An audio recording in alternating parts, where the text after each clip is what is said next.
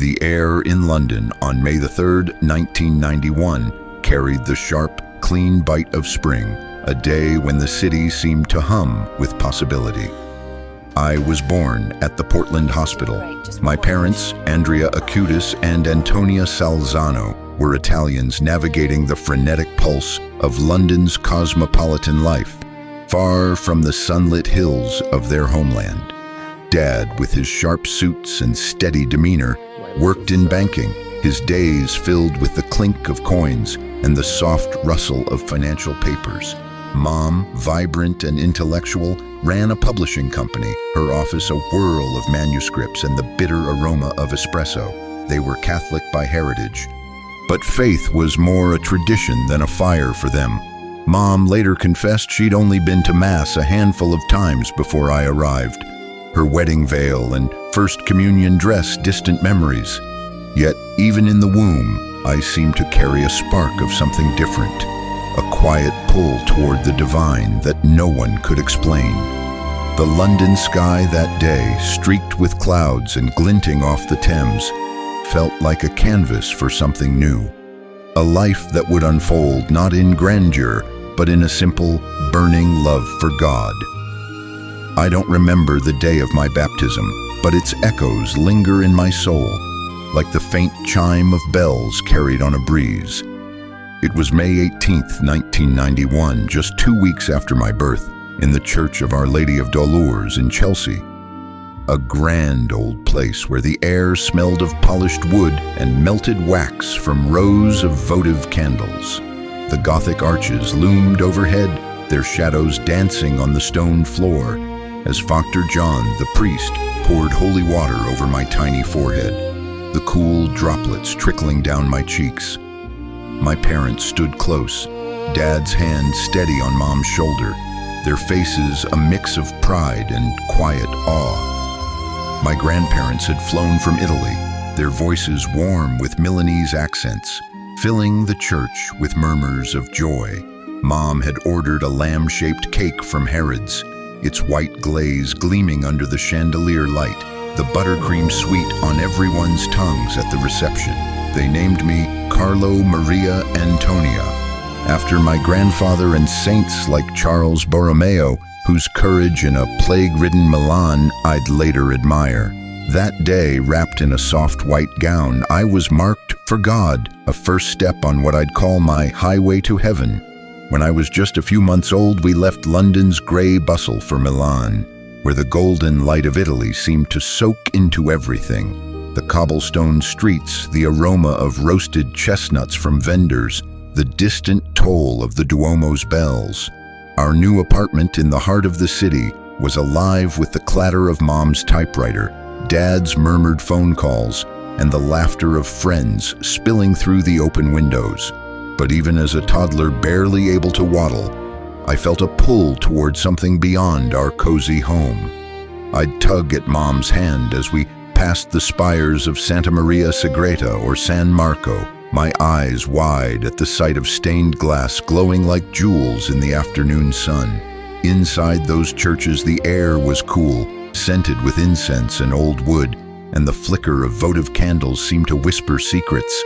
I'd stand before the tabernacle, my tiny fingers tracing the pew's edge, feeling a warmth I couldn't name. Mom said I'd beg to go inside every church we passed, my voice insistent, as if Jesus was waiting just for me. Those sacred spaces were my first playground, where my heart began mapping its way to heaven. At 7, I stood in the convent of St. Ambrogio and Nemus in Milan. My small hands clasped tightly, the crisp white shirt of my first communion scratching at my neck. The chapel smelled of beeswax and roses, and sunlight streamed through the windows, casting golden flecks on the altar where the Eucharist waited. When the priest placed the host on my tongue, it was like a spark igniting, a quiet certainty that Jesus was real, not just a story, but my friend, my guide. From that day in 1998, I insisted on daily Mass, slipping into my sneakers and racing to the parish across from school, the morning air sharp with the scent of espresso from nearby cafes. My parents, still new to such fervor, watched with wide eyes as I knelt before the tabernacle, my whispered prayers mingling with the creak of pews. Mom said I dragged them to church, my enthusiasm a gentle force that pulled her back to faith. Even Rajesh, our Hindu au pair, felt the ripple of my joy, his heart turning toward baptism. There are cues for concerts, I'd say, laughing, but never for Jesus. The Eucharist became my compass, pointing me toward eternity. High school at the Jesuit-run Institute of Leo III in Milan was a whirlwind of chalk dust, echoing hallways and the chatter of teenagers chasing dreams under the shadow of the Duomo. I was just another kid in a navy blazer, my backpack heavy with books, but my heart carried a fire for others. The school's stone courtyard buzzed with laughter and the thump of footballs. But I noticed the quiet ones, the kids mocked for their differences or weighed down by family troubles. I'd sit with them at lunch, sharing my panino, the tomato sauce tangy on my tongue, and listen to their stories. I stood up for those with disabilities, my voice firm against cruel taunts, and invited classmates whose parents were divorcing to our family's table, where mom's lasagna and dad's jokes eased their pain. I'd slip my pocket money to the homeless near Piazza San Babila, buying sleeping bags that smelled of new canvas, their grateful smiles warming me more than the coins. All people are born as originals, I'd tell my friends, my grin wide, but many die as photocopies. I wanted to live true, to God, to others, to myself, never blending into the crowd. My bedroom in Milan was a sanctuary of humming computers and scattered notebooks, the glow of my monitor casting shadows on posters of AC Milan and Pokemon. I'd taught myself to code at 9, devouring programming manuals meant for college students, my fingers flying across the keyboard as lines of C and C++ came to life. The click of keys and the faint buzz of the hard drive were my music, but it wasn't just about building things, it was about sharing God. At 12, I became a catechist at Santa Maria Sagrada, where the scent of old hymnals filled the air and kids' laughter echoed in the parish hall. But I dreamed bigger. Inspired by Steve Jobs' call to live my own life, I started a website to catalog 187 Eucharistic miracles, stories of bleeding hosts and divine signs from centuries past. For 2.5 years, I poured my heart into it, researching in dusty library corners and coding late into the night, my eyes burning but my spirit alight. When we face the sun, we get a tan, I'd tell my friends, but before Jesus in the Eucharist, we become saints. My website was my mission, a digital bridge to heaven. Life wasn't all code and prayer. I was still a kid who loved the roar of a football match and the thrill of a good game. On weekends, I'd kick a worn leather ball around the park with friends, the grass damp under my sneakers, cheering for AC Milan as the Milanese sun dipped low.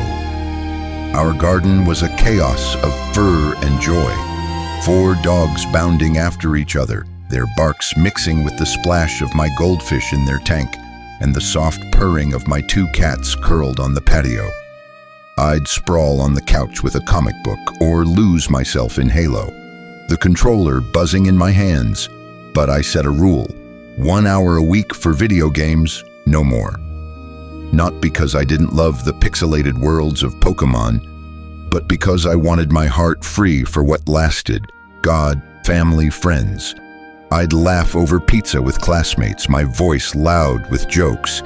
Yet, even in those moments, I felt Jesus like a steady pulse beneath it all. Find your balance, I'd tell myself, and keep your eyes on eternity. Those simple joys were my fuel, keeping my faith bright and real. In October 2006, a shadow fell over my world, quiet at first, like a storm gathering on Milan's horizon. I woke up sluggish, my body heavy, a fever prickling my skin as if the crisp autumn air couldn't cool me. Mom thought it was just a flu, her hand gentle on my forehead, but the tiredness clung like damp leaves. Days later, at St. Gerald Hospital, the sterile tang of antiseptic filled my nose, and the doctor's words, acute promyelocytic leukemia, M3 subtype, landed like a stone in my chest. I wasn't afraid, though. I'd recorded a video months before, smiling as I said, "When I reach 70 kilos, I'm destined to die." On October 10th, I asked for the anointing of the sick, far. Sandro Villa's soft prayers blending with the beep of monitors. The Eucharist rested on my tongue, a final anchor. "I offer my suffering for the Pope and the Church," I told Mom and Dad, their eyes wet but proud. On October 11th, a brain hemorrhage pulled me into silence. By October 12th, my heart stopped, but I was already running toward heaven's light.